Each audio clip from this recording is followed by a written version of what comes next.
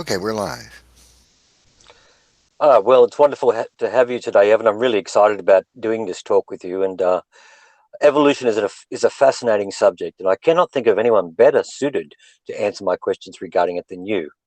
Well, you are passionate about the subject, devoting decades of your life to understanding it. Therefore, I'm thrilled to be having this most important conversation with you this afternoon. Thank you, Uh, for Evan, for coming along. I'm very excited. I'm very honored, Paul. It humbles me that you had asked me to do this, and I just really am grateful to you, and I really am looking forward to sharing some information that maybe will help people rethink things they've been told. Yes, and I'll be using this also, just to let you know, I'll be using this also when I go on my missionary work overseas. I mainly work with high school students, and a lot of those have questions, and I thought this would be fantastic because we could nail some of those questions in a very simple way in layman's terms. So this could be used and utilized to give people understanding on the subject of evolution. And so that's wonderful. So, well, I'm going to start with a series of, I think, about one, two, three, four, five questions, and I'm going to be silent while you talk. And well, let's when you're ready, I'm ready. We could start I'm with the first ready. question. Okay. Okay. Well, I would, Evan, I would like to start by asking you to explain, in layman's terms, the various definitions of the word evolution in common use today. Well, for example, what do some mean by the word evolution, especially in the setting of high schools, as I'll be using this talk for high school students, as I mentioned before? Okay. So, evolution, like many words in the English language and other languages, of course, has more than one meaning, one definition. The one that's used in schools so much is referring to biological evolution. This is the idea that the various types of living things in the world that exist today and those that have gone extinct that once lived in this world in the past uh, were produced by natural processes only. Nature alone is the explanation for those living things. The process of organisms developing new features, new structural designs to their bodies, produced by chance associations of molecules, nothing more. No designer, no creator, simply molecules in motion is what created all the living things. This is the idea of biological evolution. People seem to believe that there's some truth in it because, I mean, we think of other things as evolving. Languages evolve over time, right? I mean, English languages Sure. certainly changed since the King James Bible was translated. Um, and so everything does seem to evolve in a way. So, seems plausible that maybe organic life evolved also. But that's just not the case. The evidence is clear that that is not the case. Unfortunately, that is exactly the idea that's taught by secular education to children going back into their very early years in education, all the way through high school and all the way through university. Children are taught that all the living things, including mankind, are a product of purely natural material processes. So now, this one of the major problems with this idea is that it's not only contradicted by science, but it's contradicted by it contradicts God's word as well. The Bible begins with this words, in the beginning God. It doesn't say in the beginning molecules. And it says in the beginning God created. And it doesn't say in the beginning God allowed evolution. And it says in the beginning God created. And that is what we've discovered that there is a mountain of scientific evidence for. Now, I understand that people who hear someone say, if they're not familiar with the arguments for or against evolution or for or against creation, biblical creation, for example, are probably, well, many of them will think, wait, what are you saying? All my teachers have been telling me all these years that evolution is a scientific fact. It's well established. There are so many scientists that say evolution is true. They put it in my school books and they're telling me that it's true. Now, these people are scientists. Certainly, they know what they're talking about. Don't they have the truth regarding it? I mean, they do science, don't they? Surely they can't be wrong about the evidence. But the truth is stranger than fiction. The truth is, if we examine the claims made by those who say that mankind and all the other living things of this world are produced by random molecular changes, just matter in motion, without a designer, without God, without a creator, we find something very interesting. We find that the data, the actual evidence, doesn't support the theory of evolution. Now, when hearing this for the first time, somebody who's unfamiliar with the evidences themselves will say, "Come on, you're pulling my leg. That can't be true." Oh, but it is true. Consider this. Today we know, in the days when Charles Darwin wrote his book, back in 1859, that's a long time ago. People rode horses back then. They lit the streets with oil lamps. Scientists knew virtually nothing, and I mean almost nothing, about biological life in the days of Charles Darwin. They didn't even know what a cell was. They knew that cells existed. They could see them with their rudimentary microscopes. Looked like a little sphere, bubble filled with some kind of goo or plasma. That was about all they knew about it. And they knew nothing about intercellular systems, how the organs work, what they do. They understood the heart pumped blood, and then the stomach digests food, and the intestines too. But beyond those rudimentary understandings, man knew virtually nothing about biology, almost nothing, in the days of Charles Darwin. But here we are in the 21st century, and we have learned, scientists have just made millions of discoveries about biological life since then. And what we've discovered is the more we look at life, even at the most smallest degree, when we examine life, even at the molecular level, we find layer upon layer upon layer upon layer upon layer upon layer of astonishing complexity. One scientist said, and it's become a popular mantra because it's so true, that if you could expand a cell to the size of New York City, which is a huge metropolis, having millions and millions of people living in it, buildings for miles, if you could expand a single cell, which is so small you can't see it with the naked eye, to the size of New York City, and then take a spaceship, fly around in it, and look through it, what you discover is a microcosm of machinery that is more complex than the entirety of New York City, including all of the buildings, all of the streets, all of the road signs, all of the cars and people on the streets, all of the power cables, all of the buildings with the rooms and the furniture and the phones on the desk, everything. The city would pale in comparison in complexity to a single cell. That's how mind-bendingly complex organic life is at that scale. It is truly astonishing. It has literally blown the minds of the scientific world as to how complex life is at that scale. And one of the things that we've discovered since then is that life is defined by a package of information in every cell, and it's called DNA. And the very existence of this DNA molecule and the information that it stores is a complete refuter for the evolution theory. It disproves it, hands down. I'd be happy to explain more about that. But what's meant by evolution, to get back to your question, is simply that organic life evolved from there was a first cell that organized in a pool of warm water, a droplet of water, and the molecules of the earth, the minerals of the earth, organized themselves into a first cell. This is a process called abiogenesis. It contradicts the laws of science.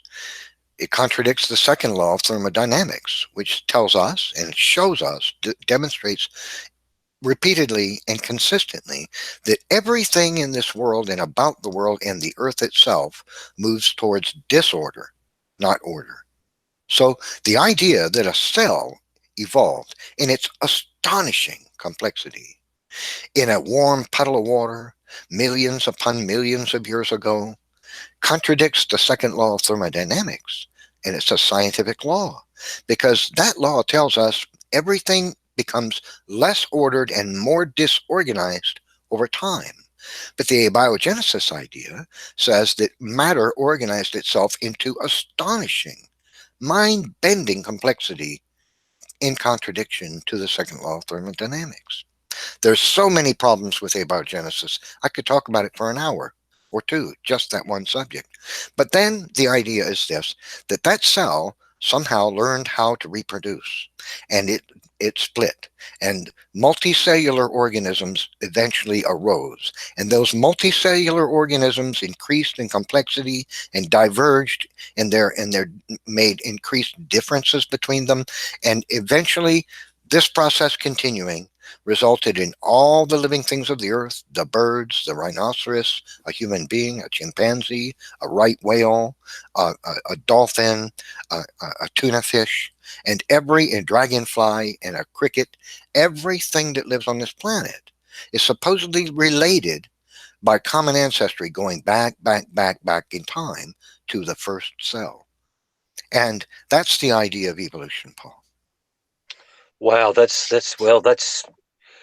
you answered quite a lot in that in your explanation. That was brilliant.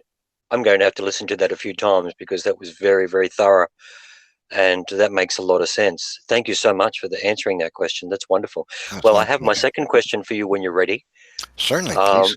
And well, in your first answer, you actually kind of explained quite a bit in regard to my second question, but I'll still ask it because it's on the script. Is there any good evidence that evolutionary theory is true? For example, why do you personally reject it as a credible explanation? That's an excellent question. Uh, from a scientific point of view, I would say there is no evidence that supports evolution. However, there's more that needs to be understood about that question. Because if we consider what the claims of the evolution theory are, and we look at the evidence provided by the evolution proponent, the ones who promote evolution, that say it's true and that write it's true and put those ideas in our school textbooks, we can kind of get the impression that evolution is true. But this is only because of the way the evidence is presented, so that it makes it seem like the evidence is supporting the theory. In truth, it actually doesn't. You have to peel away the first layer and start looking at the evidence from a scientific point of view. You know, evolutionists are very good at taking a fossil of this creature and another fossil and lining them up in such a way that it looks like one creature produced another over time, and it turned into this. And then another was produced, and ultimately this arose. And then they kept evolving, and ultimately this one. That's just creating a storyboard. Anybody could do that. You could do that with cars. You can do that with mechanical devices. I could put a unicycle and then a bicycle in a picture next to it, and I can say, see, the unicycle evolved into the bicycle. Then I could put the bicycle next to a motorcycle and say, see, the motorcycle evolved into the bicycle, evolved into the motorcycle. Then a car with four wheels and say, see, the motorcycle evolved into the car, and then a pickup truck, and then a dump truck, and an 18-wheeler. And it looks like, oh, I can see logically how that makes sense. But if we examine the actual fossils that are in the earth, the remnants of the creatures that once lived on this planet, and we consider the features they actually have, what we find is they don't show this evolutionary transition from one kind of creature to another over time. You have to get into it a little bit. So the simple answer is the evolutionist can make it look like they have powerful evidence for their theory. But there's two real problems with that. The first is, if you examine that evidence, you'll find it doesn't actually support the evolution theory, and they leave out a whole lot of scientific knowledge, things that have been discovered that refute the evolution theory when they do that. You're never going to hear the evolutionists tell you about the things that argue against evolution theory. They're only going to share with you things that seem to support it, and they're going to show it in such a way that it seems to support it. In truth, there is no scientific evidence for the evolution theory. Evolution theory is not actually a scientific theory. It doesn't actually qualify as a scientific theory.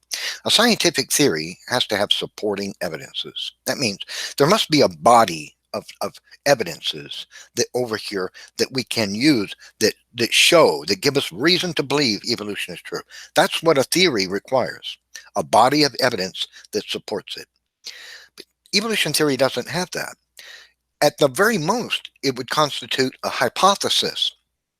A hypothesis is the idea. Well, we need to explain why we have, let's say, a whale.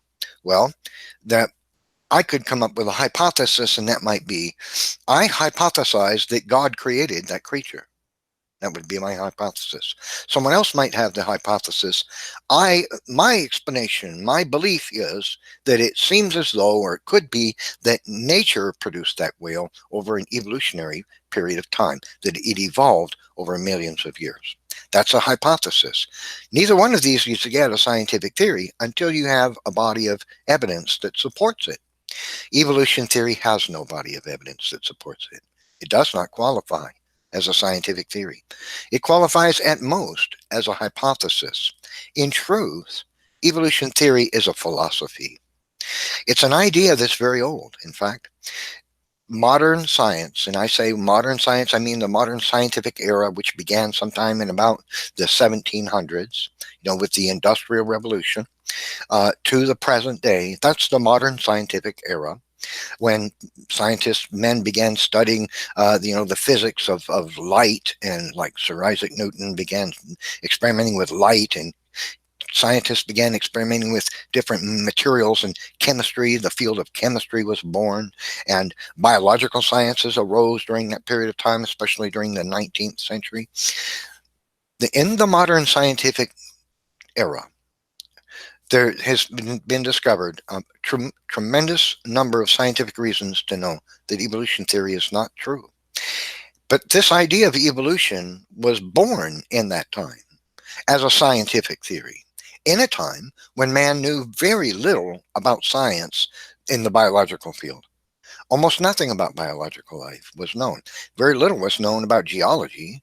And so this idea was born in a time when mankind was pretty ignorant in science when it relates to living things. But a whole world of knowledge has been acquired since then. And this demonstrates that evolution theory was never a scientific, it didn't begin really as a scientific idea. It was a philosophy. In other words, it was an idea. Someone might say, I believe that evolution is true. I believe that natural processes is what explains the living systems of today.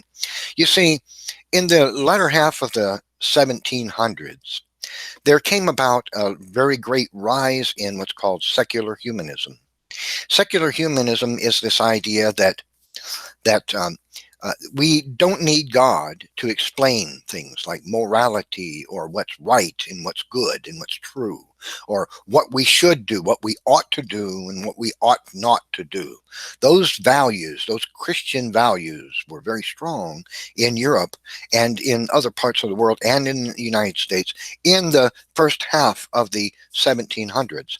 But especially in Europe, there arose a very great surge of secular humanism, where men who were well-to-do, had money, and had acquired status, and were movers and shakers in this world, scientists or philosophers or writers and business people. These people, there was a lot of people that came into being at that time that were looking for alternative explanations for everything about their existence without God. They wanted to explain everything without God. Secular humanism, the belief that mankind answers only to himself and doesn't have a higher authority to answer to. It was during that period of the rise of secular humanism from the mid 1700s through the early 1800s, say 1825, 35, 40, that this rise of secular humanism caused men to come up with ideas, alternative explanations for the existence of mankind, and another way to explain morality without God. And they latched onto the idea that had been put forth by ancient Greek philosophers like Anaximander, like Thales of Miletus, like Aristotle, who was, by the way, the first person we know of to ever write about the idea of natural selection. was Aristotle. That was a very long time ago. That was centuries before Christ. So they put forth the idea. Anaximander was actually the first person to put forth the idea that natural processes explain all phenomenon, including organic life, and not creating, not a God, a creator being like God, not God. So that idea. Now, fast forward to the future. Here you are, an English school kid, or a French school kid, or a German school kid, or a Dutch school kid in 1770 AD, and one of some of the reading that you're required to read as part of your curriculum, your schoolwork, is to read the Greek philosophers of the past, like Anaximander. So these ideas were latched onto by people in the late 1700s and early to mid 1800s because they believed they really had something going. Their thinking had some truth to it. They had discovered some things by just thinking, and discovered, hey, nature seems to be its own explanation. That was an idea that was buried in the ancient Greek philosophers. Well, modern secular humanists in the 1700s, early to 1800s, latched onto that idea and said, there we have it. I found the solution to man's existence. It's not in the Bible. It's in the ancient Greek philosophers like Anaximander and Aristotle. They've got the right idea. And so they adopted a physical materialist way of explaining the world without God. And thus was born the modern theory of evolution in a time when man knew virtually nothing about biological science. But what we've discovered since then is, as I've said, has completely thrown the idea of evolution theory out the window. But so the evolution is a philosophy, you see. It was a philosophical idea put forth by ancient Greek philosophers. It was a philosophical idea because they had no scientific evidence for it in 1750. Or they had no scientific evidence for it in 1820. They had no scientific evidence for it in 1875 either. But they held to that idea because it was their philosophy. The philosophy of these men who rejected the Christian moral values. That's what secular humanists were. The rise in secular humanism was a rise in people, a coming forth of people who were looking for an alternative way to explain life aside from God and Christian moral values, because they had other ideas about moral values, and they rejected God, especially the biblical God. If you're going to reject a God, he's the only one. And he's the one that pointed to and said, we don't believe in him.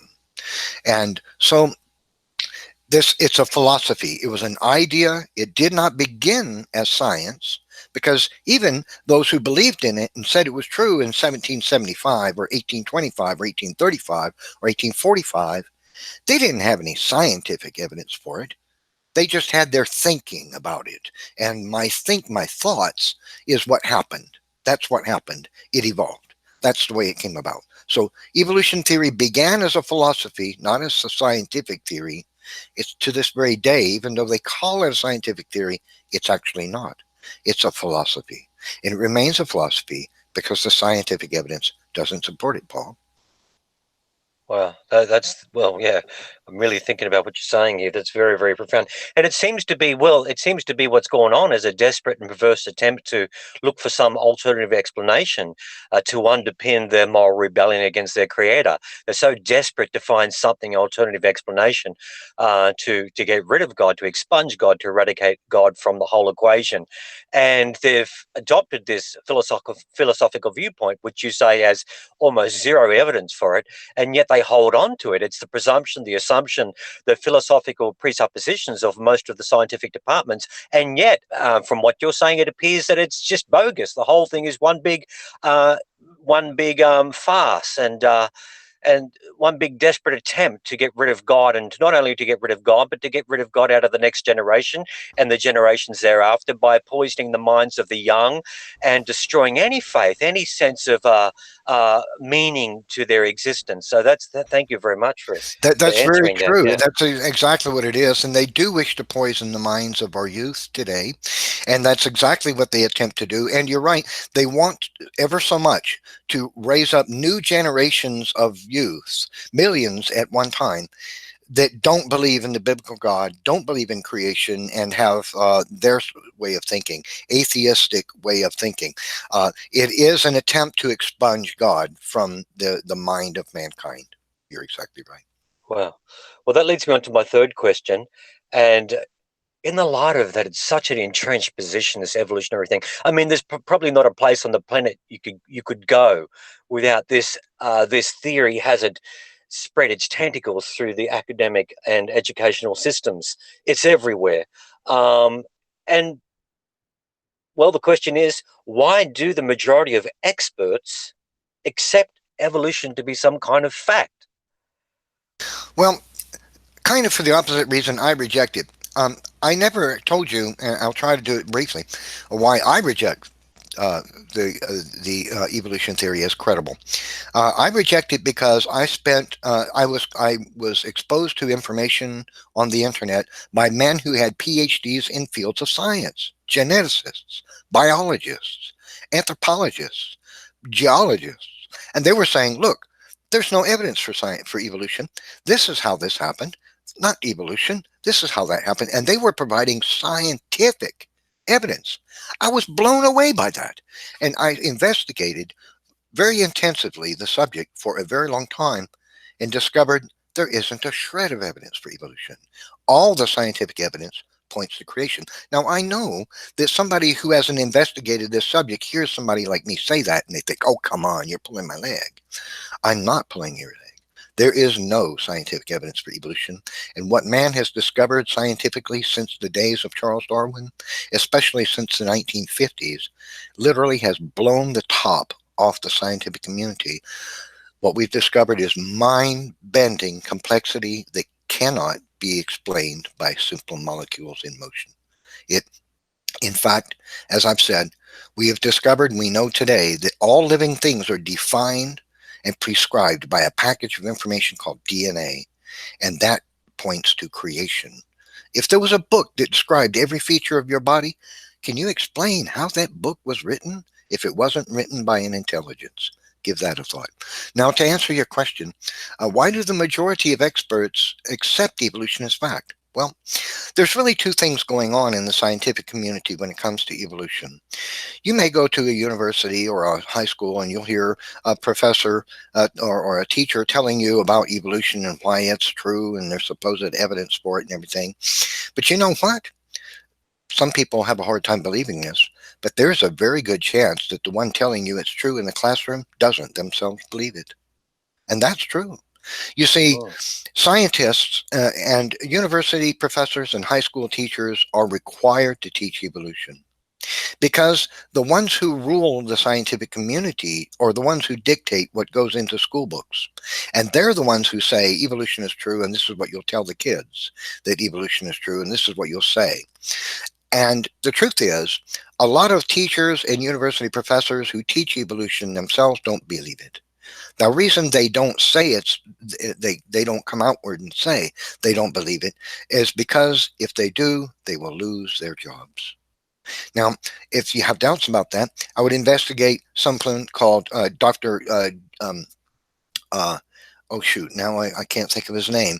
But there is a scientist. He wrote a book and he gives lectures. You can see them on YouTube called Slaughter of the Dissidents, where he interviewed many university professors and scientists about evolution, whether or not they believed it, and what happened to them in their jobs, and found that anyone who works in a scientific community or works as a teacher in a high school or a college who says publicly to his students or to another peer, to one of his peers, you know, I have doubts about evolution. I've heard some creationist information and it seems very plausible. That's it. They have lost their job. They will be fired. They have had their careers taken away, no longer able to make a house payment. It's happened to many of them, and it continues to happen. So, but there are many who actually do believe it and teach it as true. Now, why do they hold to it? When you consider if it's so true that all this scientific evidence has refuted evolution, why do they continue to hold to it? Well, for those who do believe it, and there's quite many who do, it's not because of the scientific evidence. It's because their mind is stuck in believing it must be true, because the alternative is to them vile and disgusting. You see, if we have a moral guide, a creator, a moral standard that we answer to, if we have God to answer to, then uh, these people despise that idea. Many of them are atheists, and atheists are people who say God doesn't exist. So if life was created, we have a creator to answer to.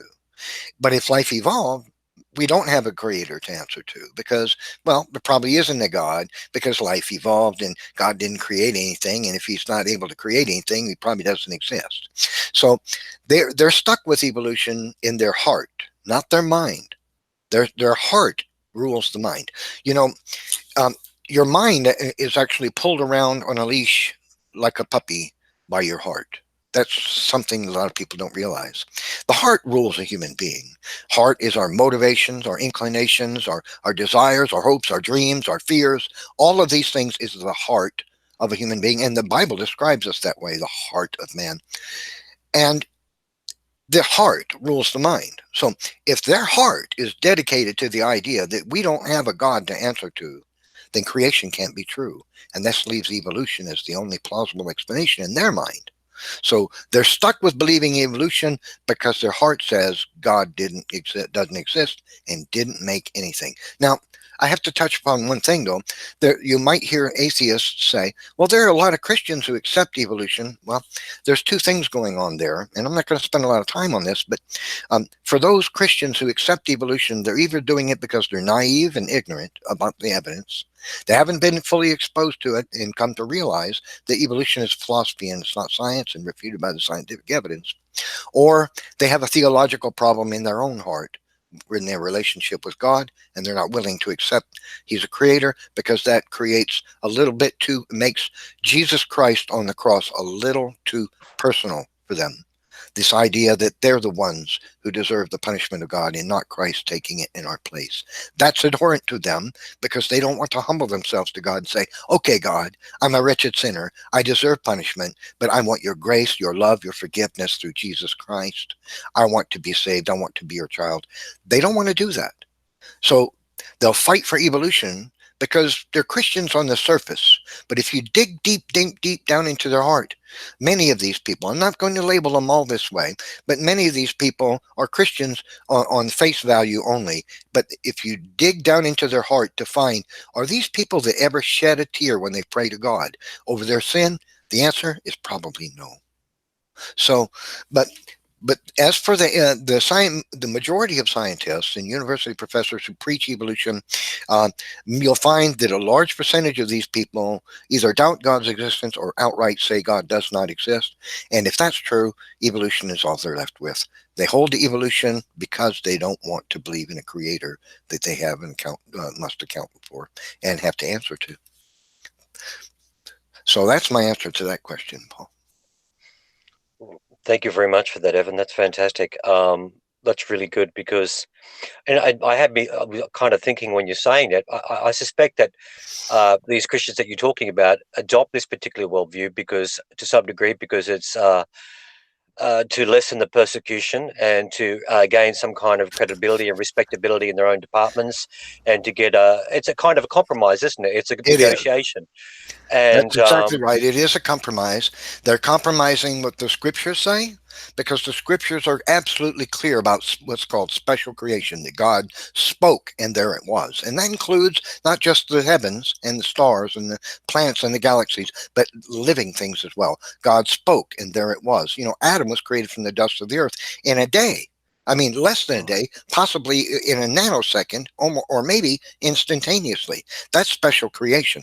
They don't want to believe in that special creation because, as you say, that makes the cross of Jesus Christ a little too personal for them.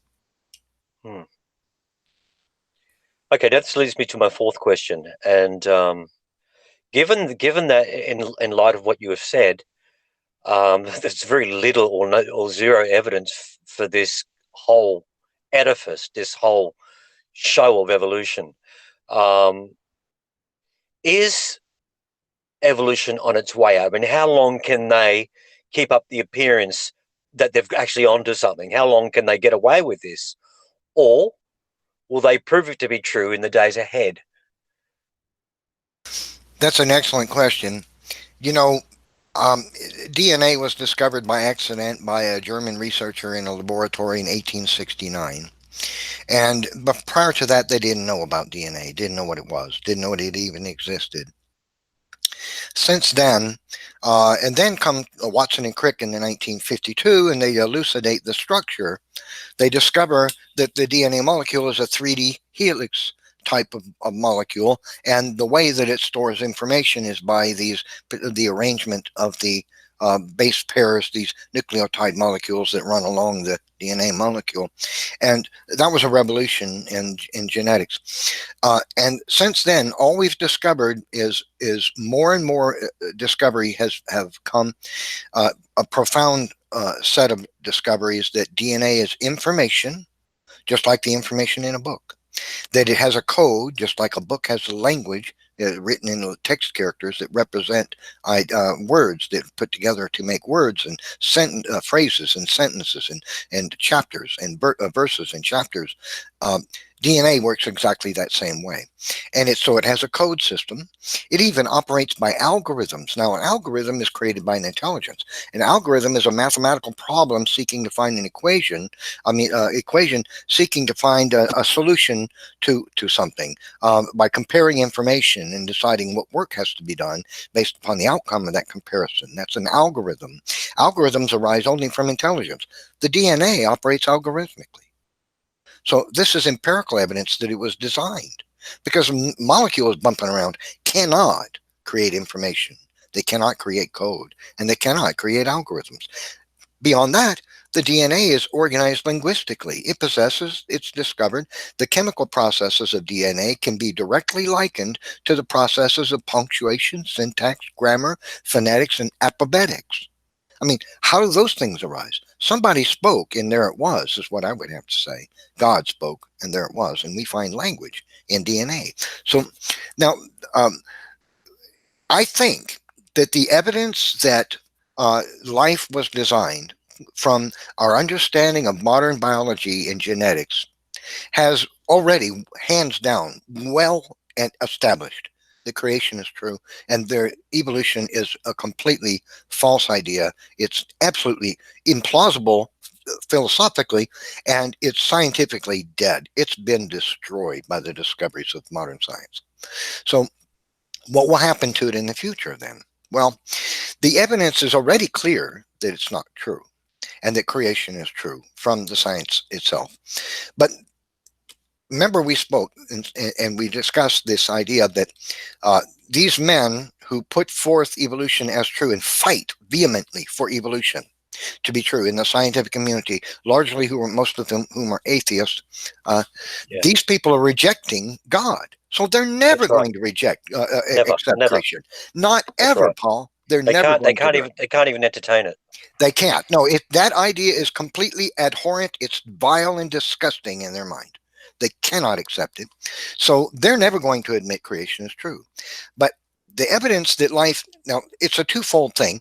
There's the concept of intelligent design. That is the evidence that life was designed by an intelligence, and we have an abundance of that. And we have also evidence of special creation in the very DNA molecule, which tells us the entire cow existed in the beginning, because every cell in the cow has the DNA genetic information to make the entire cow. So that's evidence of special creation. I could go more into that. But we have two types of evidence for biblical creation. We have the evidence from intelligent design, which doesn't posit directly God, but just says an intelligence has designed us. Well, of course, that's true. God is an intelligent designer. And then we have evidence for special creation. And the fossil record actually speaks of special creation because all the living things are unchanged over millions of years. They were all beautifully designed in the beginning, just like the Bible says. So we have two types. Now, what's going to happen, I think, in the future is that as atheist scientists are become ever so overwhelmed with the evidence for intelligent design, and as the evidence for what random genetic mutations are doing to the genomes, the DNA of species like human beings, that they're degrading us and they're moving us towards extinction. Mutations destroy. They destroy the information. Imagine this. You take a phone book and you set it up against a tree and you get a high-powered pellet rifle and you fire a pellet into that book. Then you go get the book and you open it up, and page after page, it's got a hole. It's got a hole. It's got a hole. So not just the first cover was damaged, but 20 pages, 30 pages into the phone book, and you find the pellet, and it ate a hole through all those pages, damaging all that information. That's what mutations are doing to our DNA. But the evolutionists are saying that those mutations are actually what designed all these incredibly complex, fantastically interdependent, amazing structural designs, the eyeball of a human being, the nostrils of a rhinoceros, the wings of a dragonfly, all the amazing features, the heart of a human being, the brain of a human being. All these things were supposedly designed by mutation and natural selection. That's not even a plausible idea, much less a scientific one. The scientists in the future are not going to be able to get away from the fact that the evidence is just continuing to mount as our technology and our investigation of it continues to mount and mount and mount over time, that mutation does no such thing as design anything. I mean, the evidence is already hands down overwhelming that that's true.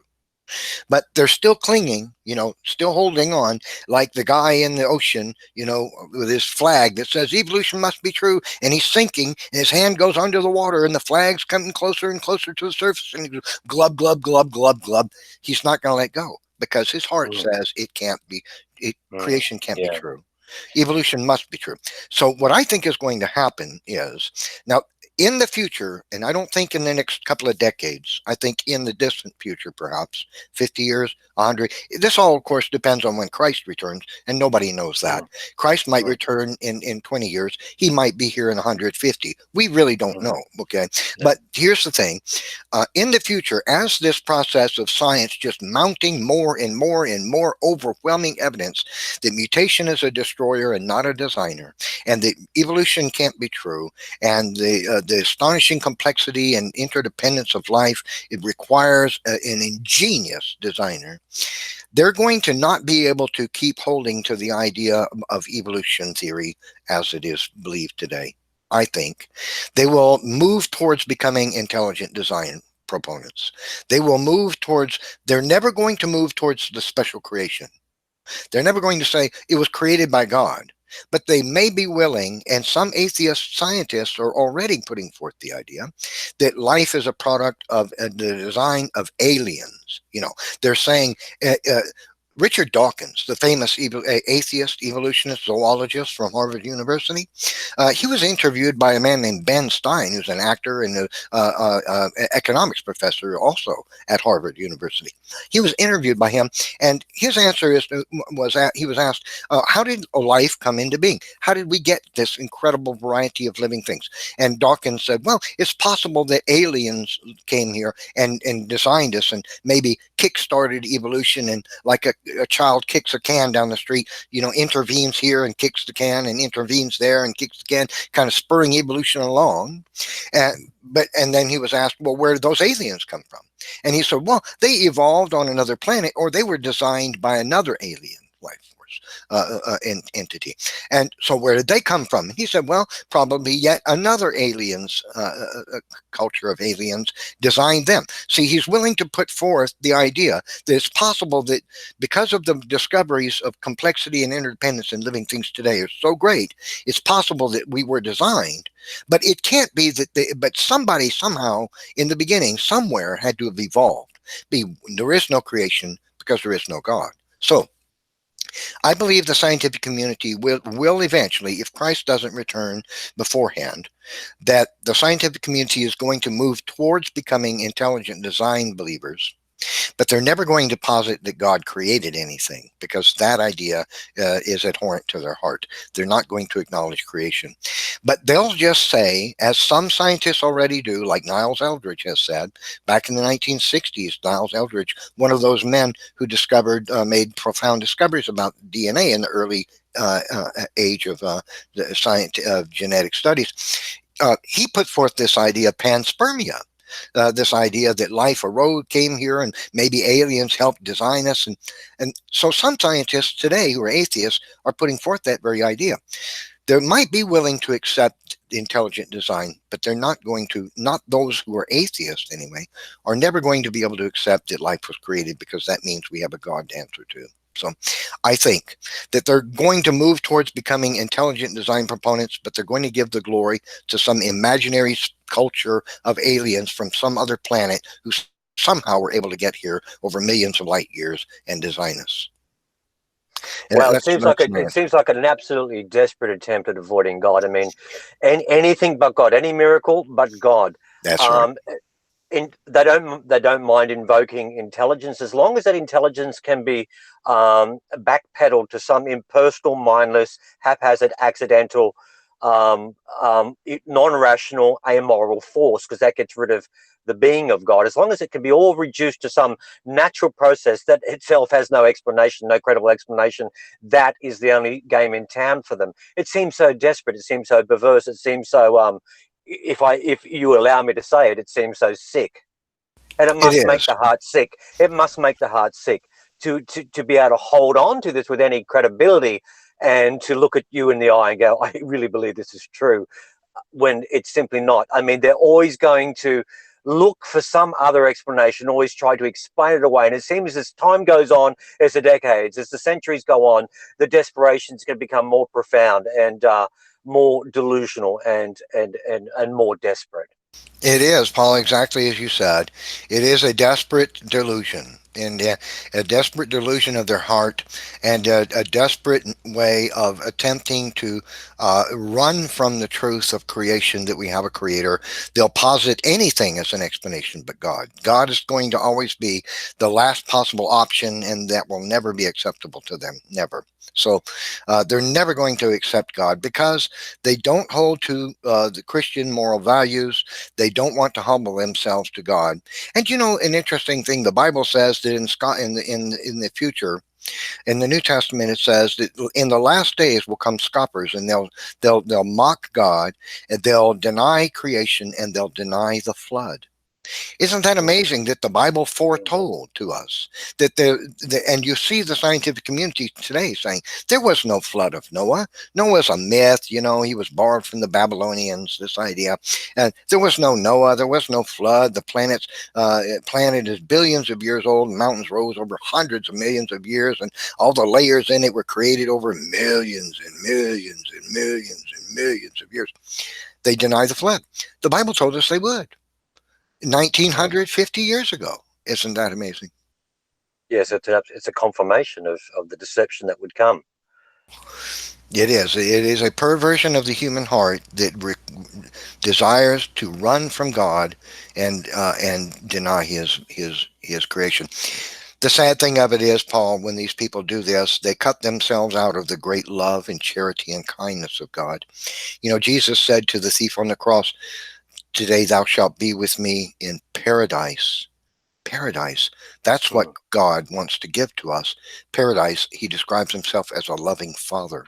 He wants to wipe away all wrongdoing we've done and give us paradise. Paradise. So these people, in their rejection of God, they cut themselves out of having paradise with a loving father. And that's very sad. Yeah, it is very sad. And I think that's why ministries like yours and works like yours are so important in the light of our times, because what you're bringing, you see, ultimately what you're teaching and your dedication is going to be ultimately vindicated by the divine Almighty, because you're in accordance with that which is true, you know? and you conform to that which is true about reality. So that in time will be vindicated, while the rest and the frauds and all this kind of imposturing will be exposed to be the lie that it's always been. Hmm. And I just thank God for ministries like yours and that are dedicated to the cause of exposing this lie, and for showing it up to be a fraud and an enterprise of delusions and mixed in with nonsense. So your ministry is very valuable, and I would just say to all those that are listening now, and who will be listening to the future, this is a very, very important topic. This is very, very profound, because there's so much at stake in choosing one side against the other, and there's so much attached to each position that's chosen, and there's consequences to those positions that are infinite in their spectrum. So I That would is say true. that we must love truth more than what we want to believe or what Mhm. the experts are telling us. We must seek with all our hearts that which is true. And I just thank God for ministries like yours, because you're dedicated to I mean, and you're not getting rich out of it. You're not getting any fame out of it.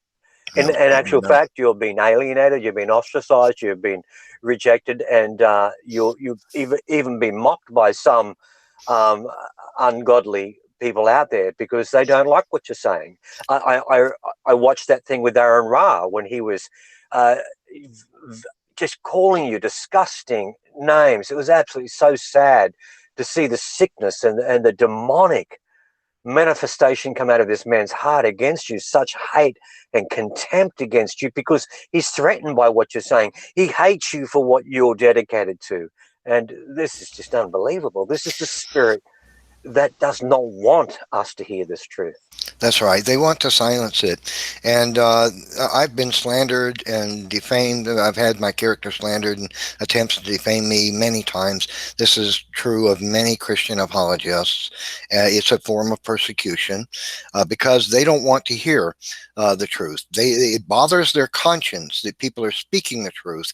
They want to shut it up. They want it out of their ears and out of the ears of other people so that it's never spoken again. They don't want to hear about God. They don't want to see anything about God, and they want you to shut up. And no matter what it takes to silence you, that's what they were interested in doing. If they have to lie, cheat, and steal to do it, and it is a perversion of the human heart. But let me, before we go, let me share Sure, with people one profound evidence that life, in fact, sure. was created, and I would encourage everybody to investigate it. As I've said, DNA is a package of information. The DNA molecule exists in every cell in your body, and that nuclear DNA provides all the information necessary to create an entire you. That's amazing. And this molecule is 7 feet long and is so thin that if it were uncoiled and standing right in front of you, you would never be able to see it. It's so small it can't be seen without a scanning Wow. electron microscope. And yet, it's a package of overlapping and nested information. The information in it is more highly compressed than man's best computer information compression schemes. We can't begin to compress information the way the DNA molecule compresses it. It's compressed information. It's interdependent at various places. There might be a piece of information at this location on the DNA molecule, and way over here in another location is another piece of information that's completely interdependent with that information. In other words, if one of them doesn't work, the other one's worthless because it depends on the other, and vice versa, all the way down the molecule this way. Um, and it's organized by linguistics. It possesses, the secular scientists have published papers themselves describing the linguistics properties of DNA that possesses punctuation, like stop codes, start codes, exclamation points, uh, uh, things like this. The information, don't ever express this gene a lot, like an exclamation point, much, much, do this one much. Those are punctuation marks in the genetic information. Linguistics, semantics, punctuation, grammar are in the DNA molecule. Those are language properties. Where do That's we that's get that, that language? they're the marks of an author. That's exactly. That's exactly what that is. That's the evidence of an author, and it operates algorithmically, a mathematical problem designed to scan the molecule and find information and do something because of the information you find, not knowing exactly where it might be a lot of times, but having to look for it to find it first.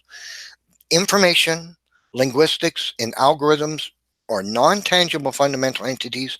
They don't physically exist. They have no mass. You can't measure them. They're a product only of a mind.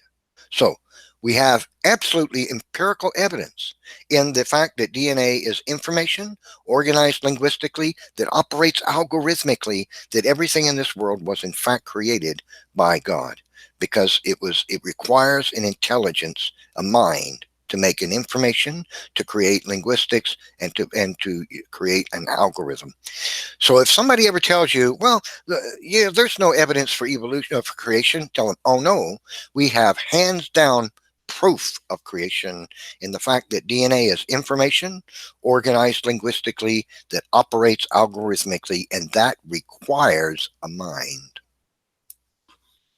That's yeah, it's inescapable, isn't it? When you're really It is. honest and you look at the facts, you look at the evidence before you, it's an inescapable conclusion. An author, a director, an architect, a designer. There's no way of getting around it without coming out. You have to smash pieces and into shapes that have no credible existence. It's a delusion to think that you could explain it without intelligence. It cannot be explained without intelligence. A mind is behind it, and we have the proof of it today. The scientists and the teachers that tell you evolution is true are doing so because they're required to keep their job. Some of them don't believe it, but they have to teach it because they'll lose their job. Many of them do believe it, but they don't believe it because of scientific reasons. They believe it because they don't believe God is the explanation for their existence. And so we stand strong and investigate. I encourage everyone, high school student, college student, investigate. There is very great amount of information available to you to study this subject, and you can find mountains of scientific evidence that life was in fact created and that evolution is absolutely impossible. Thank you so much, Evan. That's been wonderful having you and to listen to your explanations. And I really appreciate that. Thank you very much. Paula, thank you so much for asking me for this interview. I'm honored to be a little part of what you're doing. I think what you're doing is great. You're an incredible man of God, devoting your life to doing this for these school kids around the world. Um, you're an incredible human being, and I'm just honored to be a little part of what you're doing. Thank you so God, much. God bless, Evan. Thank you so much. Bye bye. Bye bye.